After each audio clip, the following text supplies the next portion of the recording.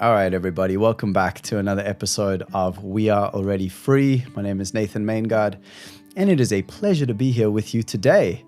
Isn't it crazy that in this society of ours, where we have more connection than ever, thanks to social media, we also scroll endlessly and feel more isolated than we've ever been. And actually, isolation is considered one of the great epidemics of our times, surrounded by hundreds of apparent connections, but left feeling completely alone. This is crazy. And this is serious as well. Like, isolation has real, gnarly, challenging impacts on our health as individuals, as communities, as a society. And this really matters. So today we have a magnificent guest who's going to help us to discover a practical 4-part formula that can cut through the noise and actually go beyond the surface of relating, get into the depths. How can we build genuine connections, satisfying that actual deep human need for real connection, even if you've always felt like the odd one out and you don't fit in, etc. Our guest today is Dr. Adam Dorsay, who has spent years studying what makes connection real and lasting. He's written a best-selling book on connection, given multiple TEDx talks about many epic topics like emotions and friendships, hosts the award-winning Super Psyched podcast, and what makes his work extra special for us today is his focus on helping people to move beyond surface-level interactions to find genuine, meaningful connections. So he is here today to share with us insights from his new book, Super Psyched, which is about unleashing the power of the 4 types of connection so you can live a life that you love. Let's go. What a pleasure to have you all here today. Thank you for being with us and welcome back to We Are Already Free. Hear the words, we are already free. What comes up for you? Acceptance. Change. A shift in awareness. Human beings are so powerful. There's so much more. Everything is love behind it. Breaking the chains of your own mind. That which remains. Nature. Getting out of the matrix. We're sitting on the treasure and it's already unlocked. We are already free. You're free. You are a walking map. Have always been free. You are always free, already free. We are already free. Hello, Adam. Welcome to the show. Nathan, it is so great to be with you, and I would use the term magnificent for you as well. I've enjoyed our green room chat and just getting to know you briefly. What a cool person. Thank you, brother. I deeply appreciate that. And actually, this topic today is like so close to my heart. I mean, it is really right in the center of my being and of what I want more of in the world is this idea of real, authentic, deep connection. And yeah, just like can't wait to pick your brain about it, basically.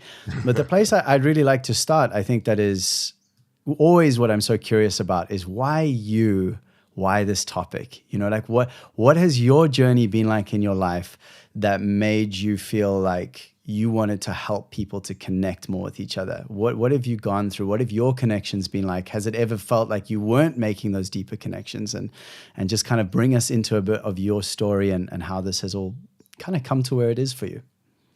Well, you've really just asked questions that really probe the depth of my soul.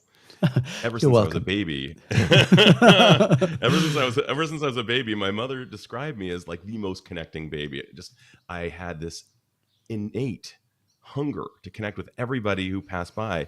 And as I grew up, I struggled with these connections. I didn't really understand social cues. I was neuroatypical. I really wanted friends but couldn't make them. I invited all the kids from my class over to play, and my mother actually saw me go through a list in 2nd grade where I literally asked every boy from my class to hang out, and I got rejected by all of them. So connection was a hunger of mine. It did not come easy. And subsequently, if you fast forward into my adulthood, I lived in various countries trying to learn different languages, trying to understand what it's like to connect with people on a deeper level from other countries who spoke languages that were not my own. And I really wanted to understand, what is this being human thing? How do we human? And all of the questions that accompany it. So I became, later in life, a psychologist. And during the 20,000 hours approximately that I've provided therapy, the word connection just kept on showing up. It was one of the most important words, and yet it didn't seem to be well defined. Like, what is this nebulous thing called connection? If you look it up in the dictionary, it just says kind of like two railroad cars connecting with each other. Not a very satisfying definition. And when you even probe the American Psychological Association's definition of connection, it is lackluster as well. So I decided to ask myself, what is this thing called connection? And how are the ways that we experience it? There are books on connection with your partner, with your children, with your clients, connecting with your audience, perhaps. But what about the 4 ways we connect? I've not seen anybody write about that and expressly address, how do I connect with myself at the center, which is the most important connection? The second of the 4 is, how do I connect with others? And of course, how I connect with others, as you might imagine, is informed by how I connect with myself. Mm-hmm. And you'll see that how I connect with myself impacts the 3rd realm, which is, how do I connect with the world? The world could include everything from art. I see a guitar behind you. You're connecting with the world when you connect with art and music, or when you connect with work, or your history, perhaps your ancestry. That's the 3rd realm. The 4th is how we connect with something greater. How do we connect with, it could be for some people religion, it could be for others spirituality, and for the most dogged atheist, it could be that when they go someplace beautiful, like where you live, let's say they go to the African savannah and they see animals running around, they will say, wow. And they will feel a connection to something greater than themselves. Like, wow, this place called Africa, where my man Nathan lives, has evidence of something that precedes me by so many thousands of years. And this is how we've been. And it brings us back to something greater. So something greater could be a host of things, but awe is a big one. There's been a lot of psychological research on awe, AWE. It seems to actually incur the same wonderful effects on our brain as psilocybin without the psilocybin. So something greater is it's one of the great experiences, and they are all impacted by that center question: how am I connecting with myself? Just for evidence of that, if you ever have a massive head cold, let's say you're so stuffed up and you're trying to connect with what else you're feeling or the person you're with, you're impaired temporarily. It's hard to really connect with yourself, others, the world, and something greater when you have a massive head cold. And when we're not connecting to our emotions or to ourselves in an authentic manner, being free, to use your term, we are impaired. And lastly, if you look through the Diagnostic and Statistical Manual, which is the diagnosis Bible of mental health, virtually every described pathology has within it a description of disconnection of self when we're depressed, because we could be thinking about the past and ruminating. Disconnection with self when we're anxious or having any of the anxiety disorders, because we're future tripping, worrying about what may come. Disconnection with self when we are in trauma, because we may be dissociating, one of the features of trauma. Lastly, of course, psychosis is a break from reality itself. So if disconnection is at the heart of everything we don't want, connection appears to be the precursor to everything we do, to happiness, to meaning, to fulfillment, to a good dash between our birth date and our death date. The more connected we are during that time, the better we will be doing. So it's been my journey to really try to help unpack, what does connection mean? I actually came up with a working definition. I actually asked 10 other licensed mental health professionals to weigh in on a working definition. And we came up with a working definition that was longer than a page. And it essentially said, at the heart of it, it is vitality. It is life force. It is what brings you alive. And I'm guessing that if I was to put that guitar on you and give you a nice group of people, what we would see in your face would be an aliveness. You would be shining. That's connection. And that is one of its many forms. There are so many forms, and everyone has different formulas for connection. All 8 billion residents of this planet have a different formula for how they connect with themselves, others, the world, and something beyond. And this book that I've written, which I have titled Super Psyched, because and it's meant to be not just like happy all the time, It's meant to describe super connected to our psyches. And when we're connected to our psyches, it is an expression of us being free. To be used, just to bring it back to the podcast. Amazing, man. You just dropped so much gold on us, just like a shower of treasure. That's amazing. I think you've spoken to, actually just reflecting on your childhood story of, I have such clear memories of even going to school as a youngster and really wanting, like the urge was, let's connect, let's be authentic to, like, really. And I didn't have those words, but it was like, I came in very vulnerable, very open, very authentic. And I got absolutely battered for that. So like the bullying, getting locked in the lockers, all those fun things that happen to the sensitive ones and the ones who haven't worked out the shell. And what then happened, which I'm sure you're incredibly familiar with through your work and what so many of us are familiar with through our own lived experiences, is I went, oh, I guess there's something wrong with me. So I should keep myself small and pretend I need to put on the mask so that I can then fit into the society. And of course, that had all these downstream health effects and all the rest. So just deeply resonating with what you're sharing there as an opener of coming into this world, wanting to connect and being like, am I doing it wrong? So Nathan, I just gotta yes and that a cajillion %. So what you basically just said is my answer to, are we already free? And my answer would be, we were born free and we lost it along the way. We were told we were not free. We were told we were the image of the others who mirrored us inaccurately. So we became hardened. And it's our job to crack away at the calcification, or perhaps to take a long bath and allow it to soothe the way, however you wish to do it. There are multiple tools at your disposal for allowing yourself to be free again. But we are conditioned through a host of measures from society, whether it's bullying or being told that we shouldn't be a particular way because they don't know what to do with that form of gender expression or whatever it might be. I remember growing up, Nathan, and there were 3 basic food groups as it related to prototypes of masculinity.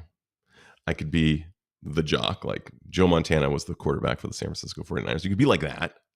You could be like James Bond. That's cool. Or you could be a rock star. You could be really just like, let's imagine Angus Young from ACD, or for the Aussies listening, Akadaka or AC/DC. Those were basically those were what we had. Those were the basic food groups of masculinity. You might throw in a John Wayne type, but none of those resonated with my idea of masculinity. Mine was much more like yours, being sensitive. Yes. Also, by chance, I happen to have been heterosexual, and I happen to like all kinds of music. Sure, I loved AC/DC and Van Halen and all the hard groups, but I very quietly and behind closed doors also enjoyed George Michael. Couldn't say that out in public. I would have been shamed. I'm like, what's wrong with you, man? And so I actually even talk about that in the book, just my relationship in loving the music of George Michael, which was my truth. And I would say so much as, when people say they have a guilty pleasure, if they're not hurting anybody or themselves, it is not a guilty pleasure. It is merely a pleasure. And if we are truly free, we own it. Yeah, so interesting. Expanding what's the word? I actually wrote a song. So talking of music and all the rest, I wrote a song called When the Colors Fade. And it was related to me trying to put an explanation to the idea of depression. Because when I was struggling with that, often people would say things to me like, well, you have it better than, at least you have it better than them. Or, if you just like made your bed, or if you just go do a workout, or, which is actually true. Yes, when I did do those things, I did feel better, but it was not about that. There was a whole other piece that I needed to process that allowed me to move through my experience of depression. But I wrote this song as a way to try to explain. And the reason it's called When the Colors Fade is because what I would say is, imagine that you've seen color your whole life. And then one day you wake up and everything is black and white. It's all grayscale. No matter what, that's all you see is just there's no more color left.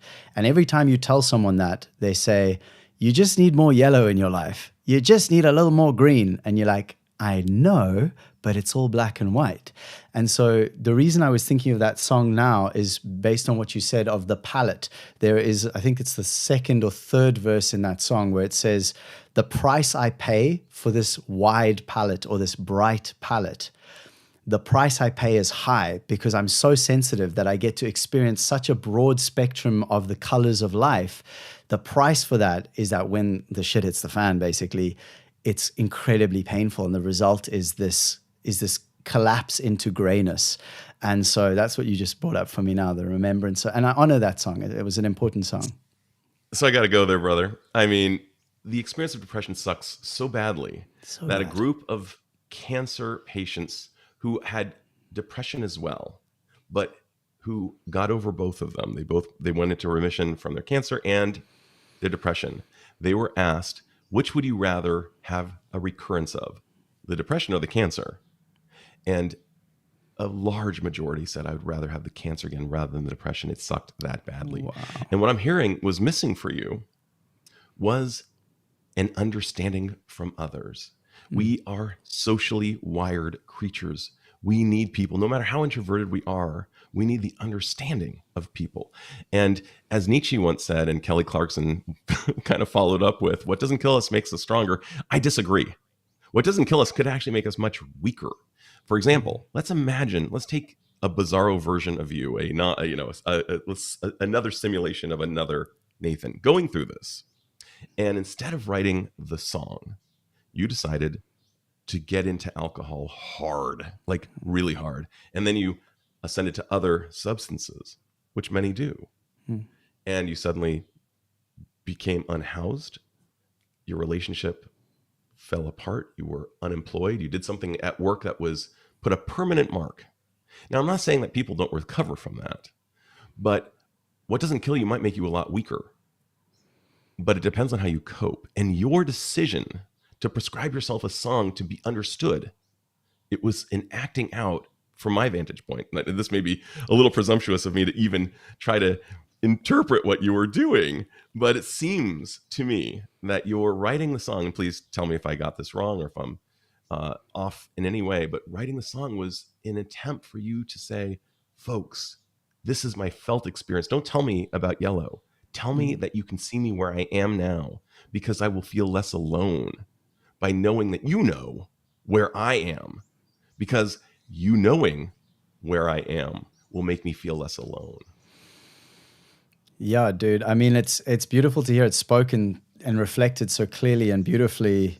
And it's exactly that. It's a form of it's communication. It's like, well, you haven't heard me up to this point expressing what it is that I'm trying to express. So here's another way that feels like more direct in a way, because it's more image oriented, it's more story oriented rather than me making it so personal. It's more like, here it is from a mythological standpoint, from an archetypal standpoint. And yeah, that's how I love what you just reflected, and I appreciate that. And I kind of want to almost backpedal a little bit.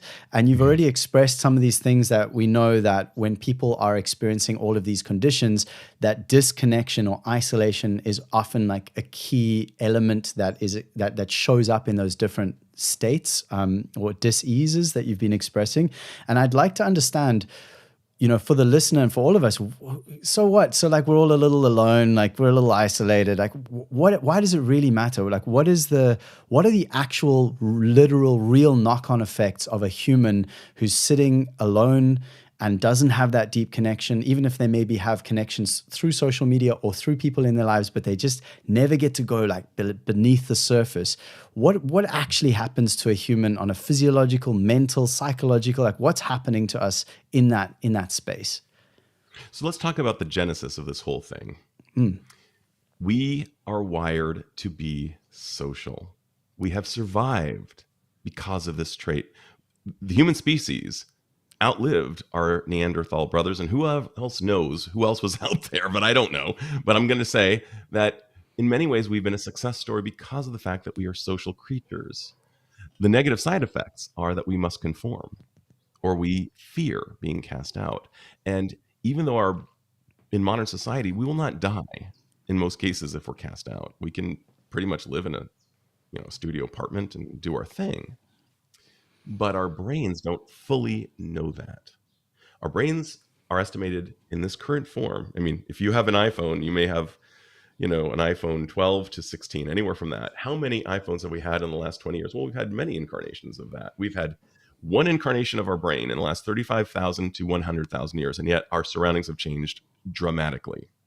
So what kept us alive, things like social comparison, conformity, FOMO, other things, if you think about that, they have their roots in our survival, because if we were cast out, we would almost certainly die.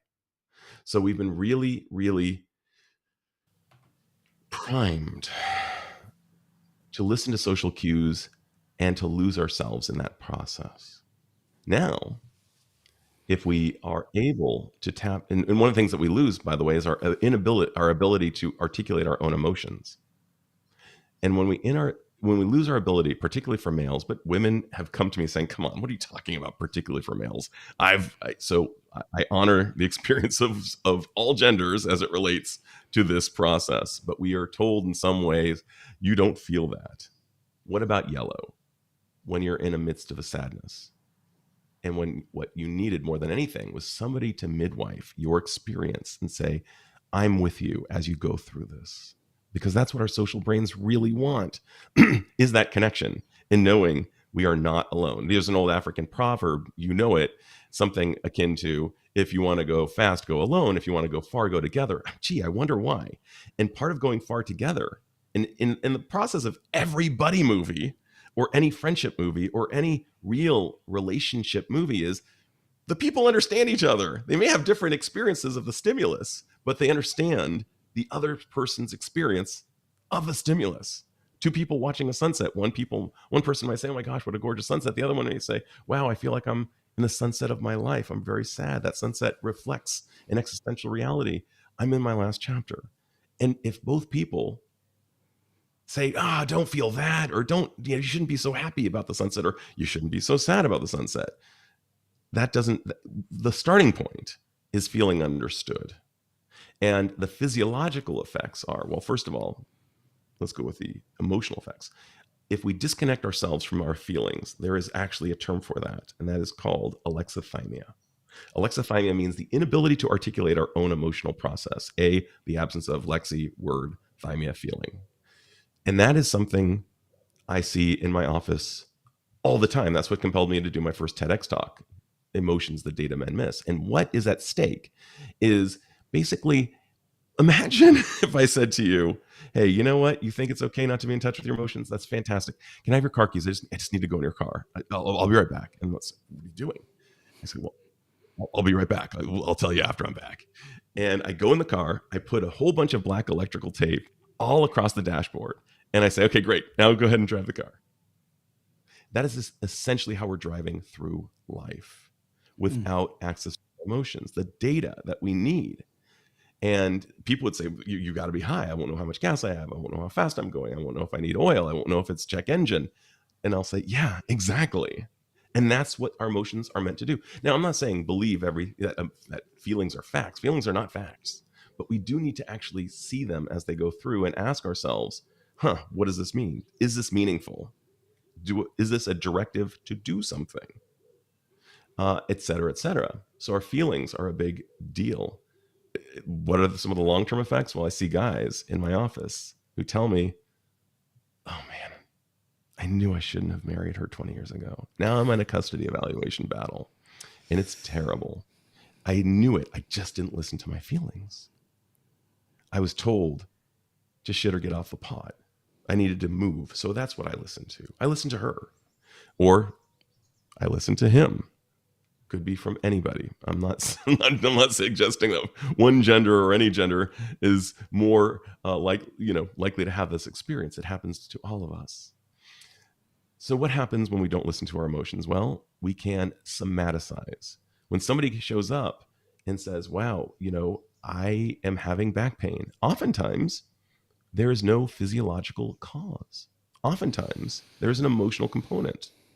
When somebody, believe it or not, tells you that I had a patient, and this is not uncommon, who said he was urologically fine. He'd had everything checked, but he had erectile dysfunction.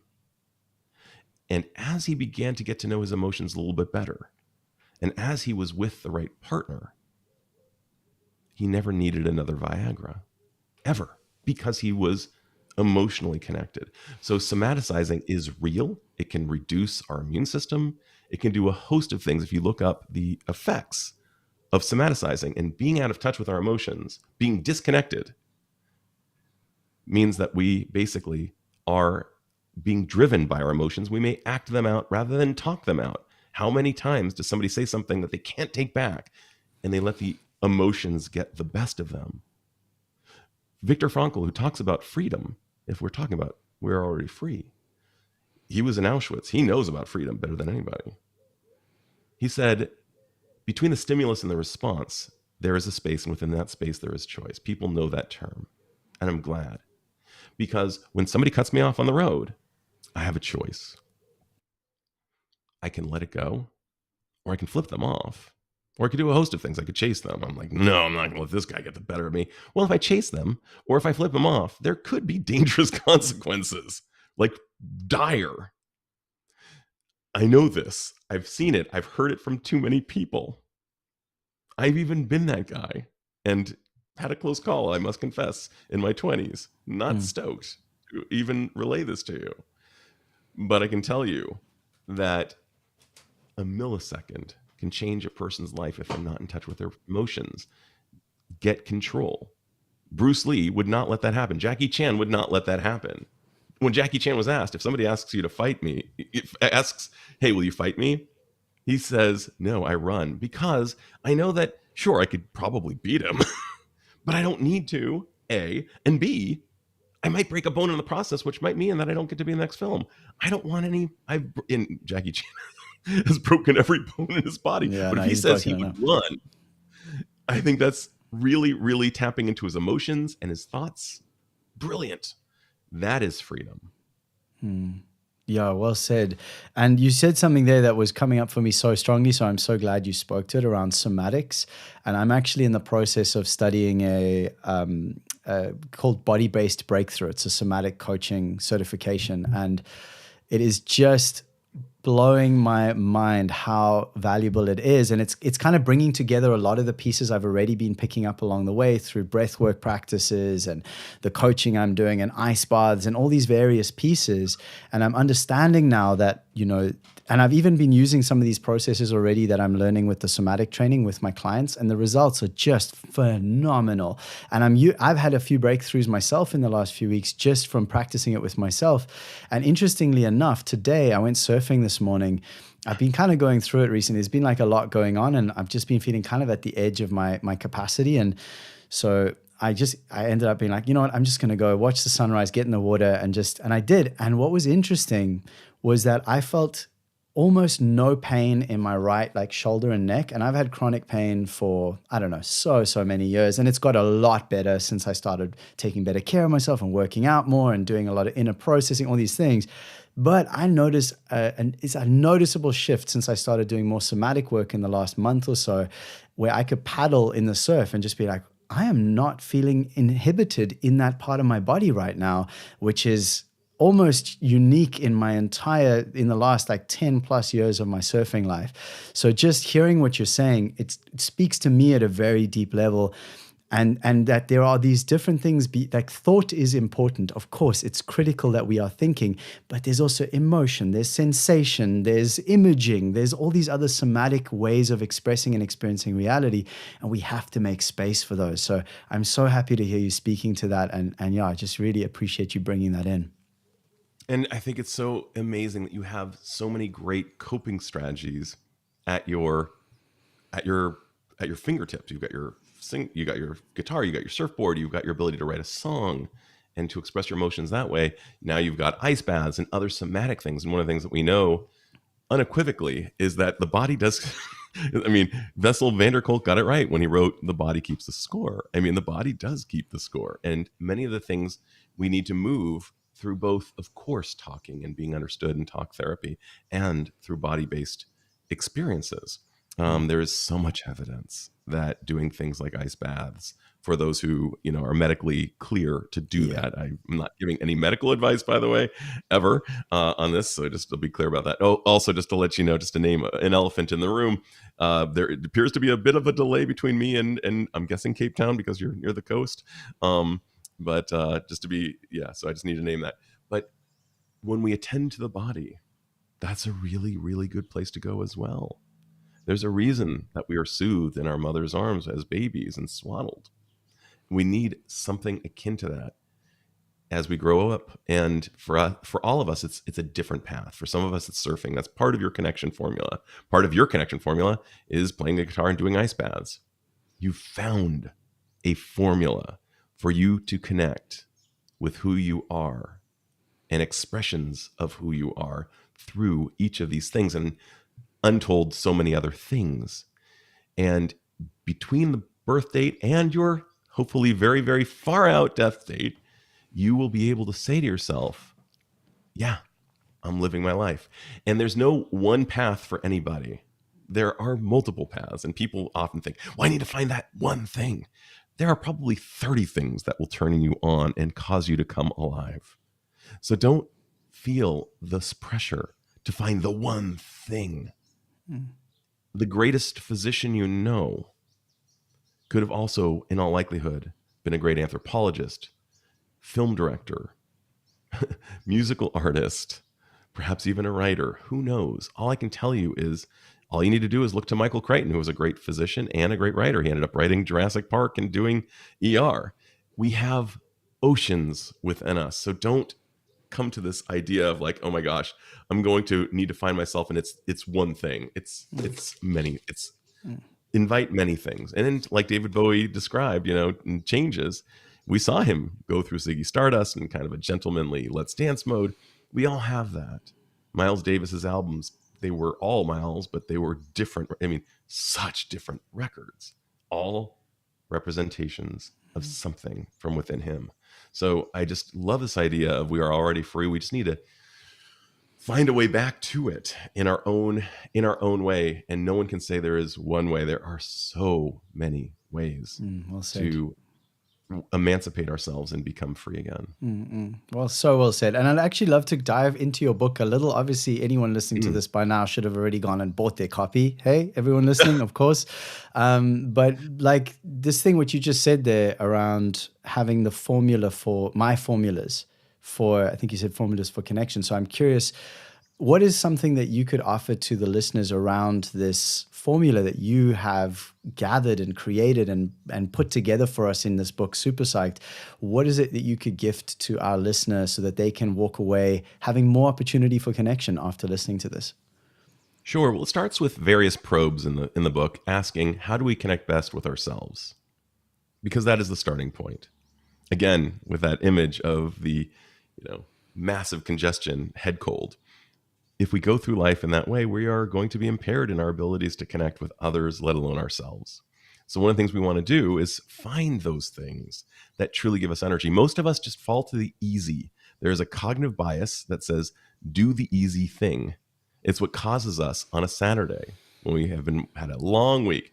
We brew up some coffee, we turn on the TV, we start streaming something, we start folding the laundry, pet the dog, drinking the coffee, answering texts and emails, and looking at social media all at once. And we don't feel rejuvenated by Monday. And we ask ourselves, why? Well, what have we been doing? Well, we've been going for what's easy. Most of the good stuff takes a little bit of activation energy, a little planning, a little intention. But the brain has a cognitive bias of just wanting to do what's easy. So we need to get past that and say, you know what? It's not easy to go surfing. It requires some planning. It requires some intention. It requires some activation energy. But on the other side of it, we can ask ourselves, hey, how did I feel after doing that? What is my post-activity rating of this experience? That is a good sign. Or when we connect with friends, how do we drive away from those experiences? And I have a whole thing on friends because friends are a really big part of how we feel connected. Do we feel well mirrored? Do they give us time to hear ourselves? A lovely, actually, psychotherapist from, I believe, Cape Town, Dr. Hugh Grubb, conveyed to me a quote from Donald Winnicott, who was a British psychoanalyst, who said one of the greatest things I've ever heard. And that is, psychological health can be demonstrated by one's willingness to share themselves fully and to take in the experience of another person fully. That upload and download. So I find that absolutely fascinating and true. And I give a salute to Dr. Hugh Grubb for saying that to me. He now resides in Silicon Valley, so you've got a fellow countryman out here. Nice. But the other cool thing here is that we get to discover what brings us alive, what gives us life force. And I'm not suggesting that we should never stream video, drink coffee, go on social media. But one of the things that I believe from the bottom of my heart and from the research is that we need to have more experiences of what's called flow. We need to challenge ourselves in some way. Flow comes from, it's a heady concept that comes from Mihaly Csikszentmihalyi.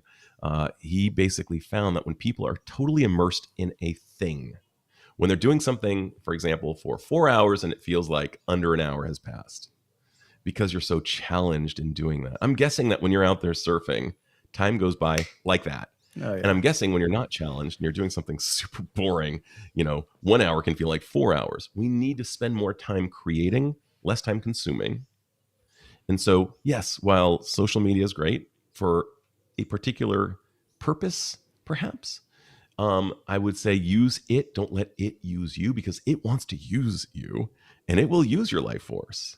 And you will engage in such things as social comparison. Oh my gosh, look at how great their lives are. You're going to feel crappy about yourself. One of the best ways to feel bad about yourself is to compare yourself to others, especially believing they're outside and not knowing they're inside, because we don't know in that photo of the person looking like they're living their best lives, waking up and doing cold bath, doing all the things in Bali. I'm living my best life. You might feel envious or lacking. Well, here I am, living, quote, an ordinary life. One of the things we know for sure is that what people post on social media tends to be somewhat false. We don't know what's going on behind that picture. And it doesn't really matter. But what does matter is that we are actually doing stuff that is meaningful to us, gives us flow, allows us to have challenge, and that we engage in gratitude for what we have. I rolled up in my first brand new car, and I could look around my block and see way better cars in terms of the sticker price. 2X, 3X. I live in Silicon Valley. People have nice cars out here. My car is fine, and I love it. But it's my job to appreciate that car, and what we appreciate appreciates. And every time I hit the ignition on that car, I think to myself, authentically, I love this car. And every time I drive this car, because I actually put on new tires, I got rid of the OEMs, I think to myself, what amazing tires. And I do that with the people in my life and the pets in my life. I appreciate them. I do it with my profession. I regularly engage in gratitude that I get to serve people in the way I do. I work with people who are unbelievably well off from time to time, who describe their lifestyles. And I double down on being grateful, not complacent. I still hit it hard. I'm still going for it, but I'm so grateful for what I have. And what do we know about gratitude? It literally changes the brain. Neuroimaging shows that the more connected we are to gratitude, the more we choose our freedom to engage in gratitude exercises, the more areas, including that valuable real estate in our prefrontal cortex, will change. Neuroimaging shows this. So, I mean, they're ancient. It's really interesting how I believe Mark Twain once said, the older I get, the smarter my parents were. And what we found in ancient traditions, whether it's Buddhism, Judaism, any of the great religions, many of the practices become corroborated by modern science. In Judaism, you're supposed to be grateful 108 times a day. 108 times a day. Well, in modern positive psychology, we suggest 3 times, and asking ourselves, not just am I grateful, but what am I grateful for and why? And I give extra credit to the people who say, can I feel it, that gratitude somewhere in my body? Oftentimes it's a radiation of the chest. Maybe it might be a smile, might be a tear. But having a somatic experience of gratitude can really seal the deal. Yes. I've been with my wife for 22 years. People would think I've been with her for a week because for me, every day she will hear something. I mean, does she know she's adored? Yes, she knows she's adored. And it's authentic. I adore her. And I let her know it in multitude of ways. Not super cheesy, hopefully, but true, authentic gratitudes for who she is at her core, and how beautiful I think she is inside and out. So the more we can do this, the more wealth we provide. There's an old joke, there's the couple from the Midwest. It's a Minnesotan joke in the United States. And the wife asks the husband, honey, do you love me? And the husband says, babe, 20 years ago when I married you, I told you I loved you, and I told you I'd let you know if anything changed. And it's a funny joke, but it's a tragic joke. Yeah. There are 7,300 days in 20 years. For 7,300 days, this man could have told his wife at least once daily how much he appreciated her and how much he loved her. That's 7,300 strikes in baseball, as far as I'm concerned. And it all takes 3 strikes to be out. So, dude, get your act in gear. Or to anyone, get your act in gear and appreciate those in your life. Let them know. Let them know. One of the things we know on deathbed studies, which seem to be the cruelest of all studies, is that one of the biggest regrets in life is love left on the table. When we don't express our love, we actually suffer. It's so crucial. So there's a lot going on here. There's a lot of ways to emancipate ourselves. The term TMI, when somebody looks at you and judges you and says too much information, you know that the relationship can only go so far. There are so many ways that we limit ourselves. But FOMO, I had a fellow on my podcast who wrote a book called FOMO Sapiens. We are wired to experience FOMO. I would propose the idea of JOMO. Let's have the joy of missing out, not just the fear of missing out. Because oftentimes there's so much joy in making a decision. Now, a decision also shares the etymological roots of incision because it's cutting away other options. It's very hard for us to make, we want this and that. Sometimes we just get this. And on Sunday night, I had actually bought tickets to go see a comedian who I really wanted to see.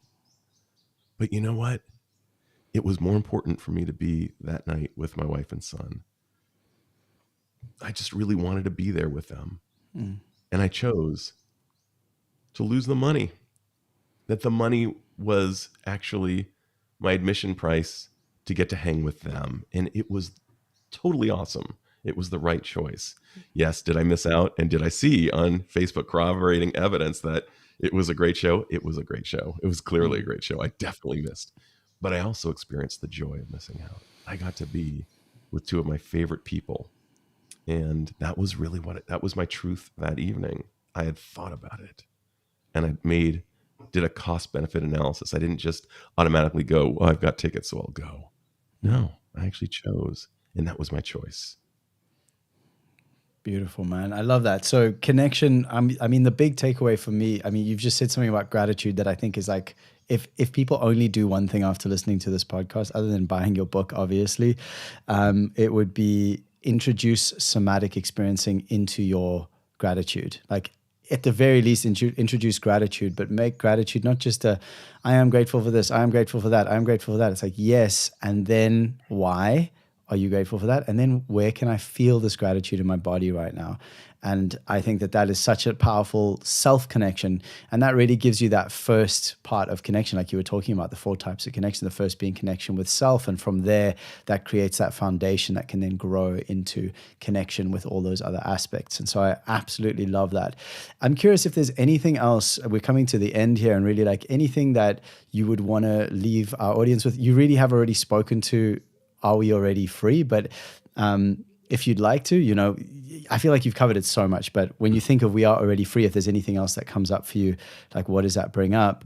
And then really just where people can find you. So anything to leave them with, where they can find you, and anything about being already free, if there's anything else to say. Absolutely. I don't remember what ancient Greek philosopher said that we forget everything at birth. And I would use the term birth to extend all the way into the ages where we are so profoundly impacted by others. Now, we are impacted by others all our lives, but there are certain sensitive ages. And if we can remember a bit of who we are at the core, the things that really brought us alive, those people around us will be better for it. It's not a selfish act. In fact, we know because hurt people hurt people. It's a really good expression. Hurt people end up hurting people. When I'm hurting, I'm more likely to say something that will hurt. And the more I'm connected, in your case, let's say, the more you're connected to your guitar and surfing, ice baths and other things, the more space you have for others, the more likely you are going to be passing along a torch of goodness for the other person to carry. Because we know that when we impact others, they will carry what's called a cognitive afterimage of that experience. Don't believe me? Go to Disneyland sometime and walk by It's a Small World. What will you hear for the rest of the day? You'll hear It's a Small World. Get cut off by some fool on the road who is driving very poorly and perhaps even aggressively and perhaps seemingly intentionally. And then you immediately get home and the person behind the door greets you and you say, I'm in a crap mood. These are cognitive afterimages. We have these afterimages. It's our duty to find a way to get them out of our system in a healthy way so that we can be more available for ourselves and others. And that is the ultimate expression of freedom. Dr. Sonia Lyubomirsky has demonstrated through a beautiful pie chart that 50% of our happiness is attributed to, and this has been replicated through studies, 50% of our happiness appears to be kind of a genetic baseline. Some people were born on the happier side of the bed. Some people were born on the grouchier side of the bed. And that only 10% of our happiness is attributable to current events, to things that are going on in our environment. Of course, barring horrors. I mean, if you're going through, a war zone or something like that, it might be larger. But through ordinary life, and 40% of our happiness is attributable to our intentional activities. So we have at least 40% that we can work with, and we can actually grow it by doing it more. So my wish for people is to take a moment and think and experience and take chances on things. It might not work the first time, but give it a shot. Learning sometimes takes a while. Learning a foreign language, the tuition is looking like a fool for a long time. And having some levity. And one of the things that we know for sure will help any of these activities is self-compassion.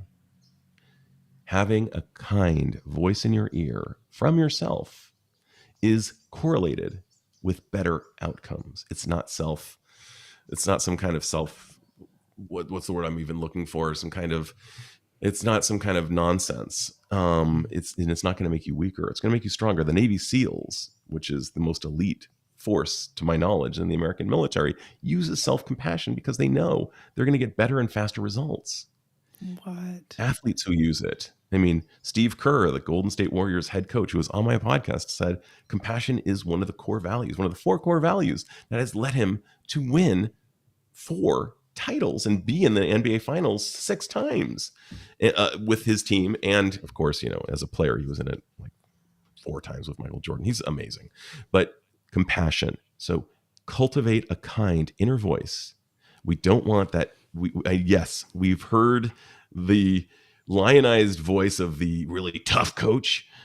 Let's not do that. Let's have more of a Mr. Miyagi, a Yoda. Just think about a Ted Lasso. We want somebody who's gentle and kind, whispering to us, go get him. You missed it this time. You got another shot.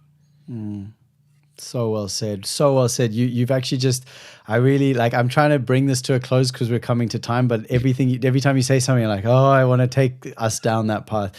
But honestly, just as brief an anecdote as I can share related to ice baths is that one of the reasons ice baths have been so helpful for me personally is that the old voice in my head, the critic, never got me in an ice bath once. The voice that goes, come on, just man up, toughen up, get in there. Don't be a fucking idiot. Like you're wasting, come on, you're failing. You know, that voice, I'm like, I just don't get in the ice bath. I just won't do it. The voice that gets me in is when I'm standing next to that bloody cold, near freezing water and I'm terrified and I don't want to do it, but I do want to do it because I know what the outcome is going to be.